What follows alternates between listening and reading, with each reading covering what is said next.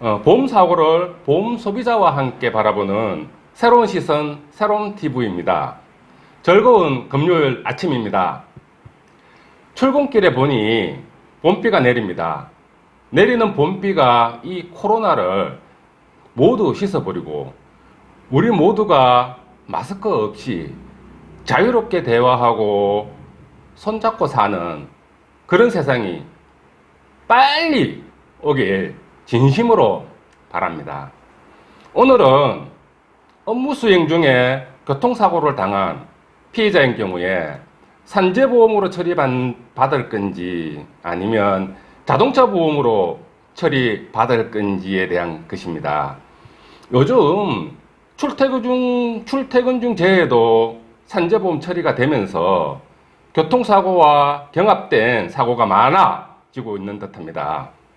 항상 그랬지만 이 새로운 TV는 여러분 또는 여러분들 주위 분들께서 일상생활에서 겪을 수 있는 경우를 예상하여 말씀드립니다.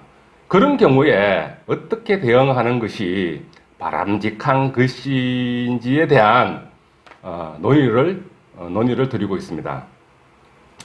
적인 부분을 도표화해 보면 다음과 같습니다.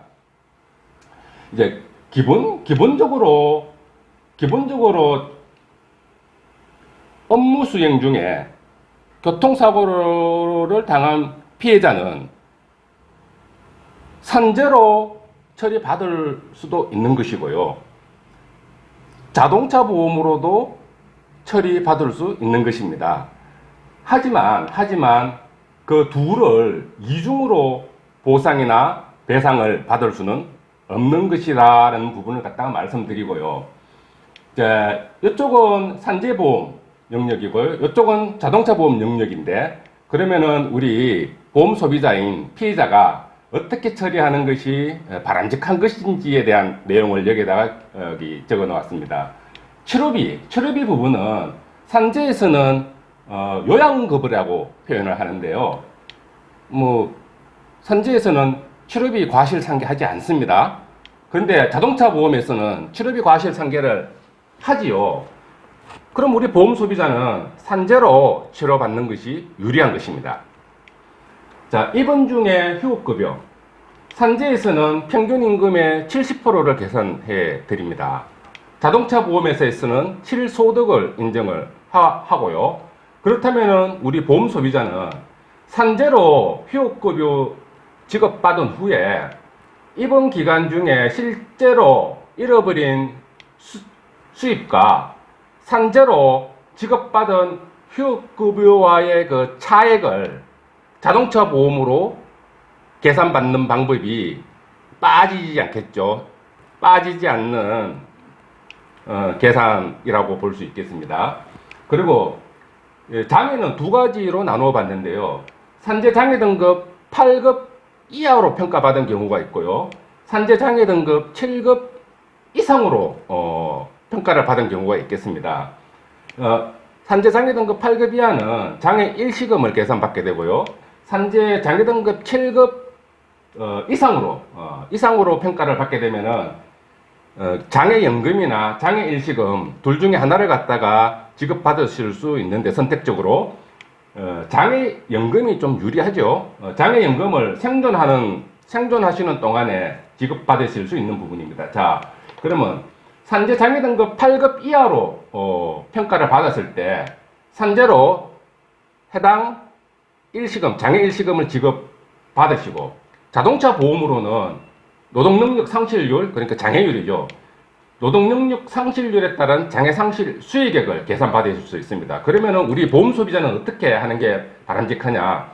산재로 장애급여 받은 후에 자동차 보험으로 판단받은 장애 상실 수익액과 산재로 지급받았던 장애급여 일시금과의 차액을 자동차 보험으로 계산받으시는 것이 빠짐이 없으시겠죠. 그리고 산재 장애 등급이 7급 이상인 경우에는 장애연금을 생존하는 동안에 지급받으실 수 있으실 텐데요. 자동차 보험으로는 역시 노동능력 상실률에 따른 장애 상실 수익액을 계산받으실 수 있는 것이고요. 우리 보험 소비자께서는 이 자동차 보험으로 계산받은 장애 상실 수익액과 해당 피해자의 장애 등급에 해당이 되는 연금 일수가 있습니다. 연금 일수 상당의 그 차액을 자동차 보험으로 계산 받으시면은 빠짐이 없으시겠죠. 그리고 간병급여. 간병급여는 산재 보험으로 보면은 간병급여가 장애 1급인 경우에 하루당 41,170원을 평가받으실 수 있습니다. 장애 2급인 경우에는 하루에 27,445원을 평가받으실 수 있고요.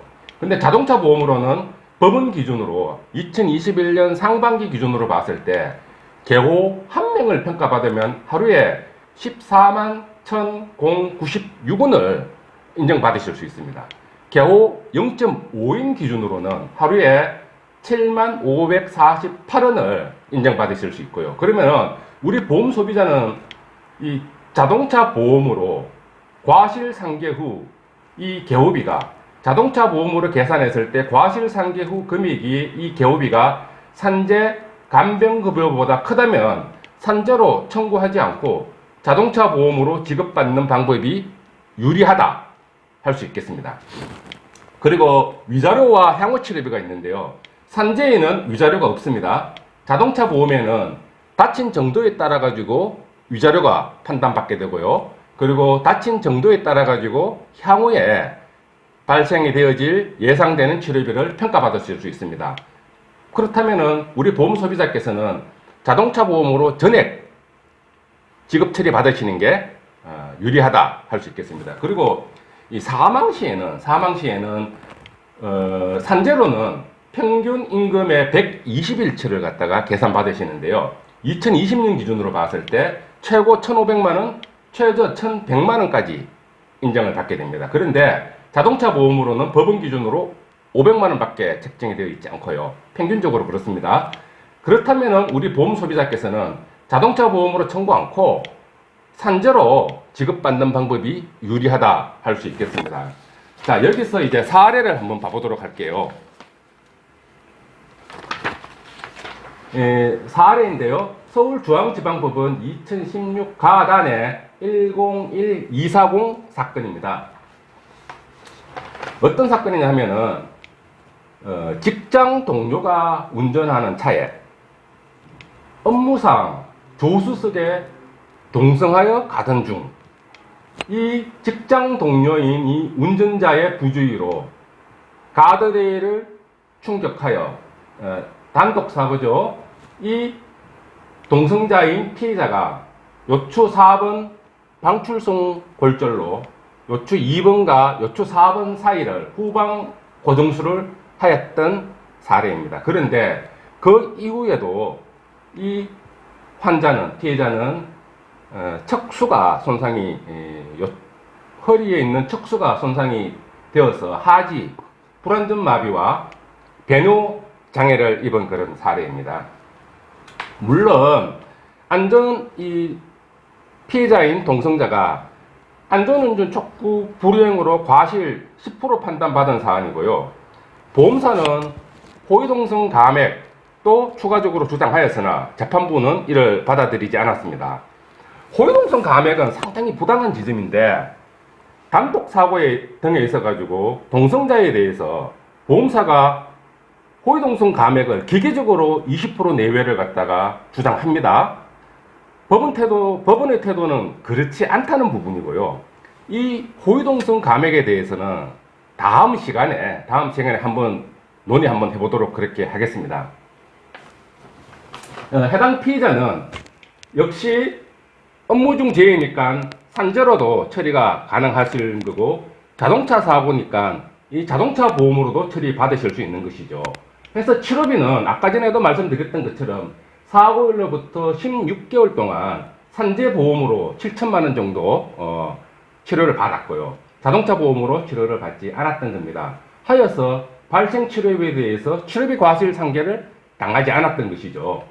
그리고 입원 중 휴업 손해는 휴업급여로 산재로 휴업급여로 한 2,400만 원 정도 지급받았고요. 자동차 보험으로는 과실 상계 후 10% 과실 상계 후 3천여만 원 계산이 되어졌는데 이분은 결국은 그 차액 3천만 원과 2,400만 원의 차액인 한 600만 원 정도를 판단받았던 부분입니다. 그리고 장애는 이분은 장애 6급이어가지고 6급이어서 7급 이상에 해당이 되죠. 6급이어가지고 향후 살아있는 동안에 생존하는 동안에 월평균 88만 원이라는 연금을 지급받게 되었고요. 하지만 공제 대상 금액은 6급에 해당이 되는 737일치 평균 임금의 737일치를 갖다가 공제를 당하게 됩니다. 4,700만 원 정도를. 그리고 자동차 보험으로 계산하였을 때 이분이 노동능력 상실률 장애율이 79% 평가를 받았는데요. 과실 상계 후 과동 연한까지 계산을 하니 3억 3,800만 원 계산이 되어졌던 부분이고요. 하여 3억 3,800에 산재로 장애 평가받았던 4,700만 원을 공제하여 2억 9,100만 원을 판단받았던 부분입니다. 그리고 향후 치료비는 산재로는 평가받을 수가 없었고요. 그리고 자동차 보험으로는 과실 상계 후에 1억 500만 원을 계산받았습니다. 하여 1억 500만 원 그대로 판단받았던 부분이고요. 간병급여는 산재로 입원 기간 중 간병료가 이종 요양비 2,200만 원을 지급받았고요. 자동차 보험으로는 이제 법령용으로는 겨우 상식적으로는 간병이라 하죠. 0.25인을 여명 기간 동안 평가받아서 과실 상계 후 1억 7,400만 원을 계산되어지게 되었던 부분이죠. 하여 1억 7,400에 지급받았던 2,200을 공제하여 나머지 부분인 1억 5,200만 원을 판단받았던 부분입니다. 위자료는 산재로는 해당 사항이 없었고 자동차로는 7천만 원을 평가받았습니다. 하여 7천만 원을 그대로 판단받은 부분이고요. 손해배상금 소개는 이 부분들을 다 더하니까 6억 2,400만 원을 판단받았던 부분입니다. 물론 이분은 산재장애연금인 여명기간, 생존기간 동안, 앞으로 향후 생존기간 동안 88만 원 연금은, 매월 연금은 지급받으시는 부분이고요. 이제 결론적으로 업무 수행 중에 교통사고로 부상 또는 사망 시에는 우리 그 피해자의 경우에 산재로 치료를 받으시면서 자동차 보험과 비교하여 유리한 항목을 선택적으로 취하는 방법을 권유드립니다. 그리고 이제 초기에 그 가해자와 형사 합의서에 작성될 문구는 유의해야 합니다. 이유는 그 문구를 잘못 작성하면은 산재공단이 휴업급여 또는 장애급여를 지급 시에 해당 금액만큼 공제하겠다고 하기 때문입니다. 관련하여 형사합의서 작성 요령은 나중 시간에 또 시간을 한번 마련해 보도록 그렇게 하겠습니다. 마지막으로 산재 진행과 자동차 보험 처리 진행 일정에 대해서 말씀을 드리면은 절대로 산재 처리가 끝나고 자동차 보험을 처리하겠다는 생각은 바람직하지 않습니다. 왜냐하면 적합한 손해배상금을 판단받기 위한 것인데요. 사고일로부터 바로 산재 신청하시고 그리고 자동차 보험사 접수 바로 하시면서 산재로 치료를 받으시는 겁니다. 그리고 시간이 지나면서 이 자동차 보험회사하고 합의 절충을 하시고요. 그리고 합의 절충이 안 되면은 바로 소송 제기를 하시는 부분이 유리하다 하겠습니다. 그리고 시간이 지나면서 산재 장애 등급 결정을 받으시면 그것을 바탕으로 해가지고 아까 전에 공제 방식대로 공제를 해서 자동차 보험회사와 합의를 완료하거나 소송 판결 받으시는 부분이 우리 피해자에게 유리한 부분이다라는 말씀드리며 오늘 방송 마치도록 하겠습니다.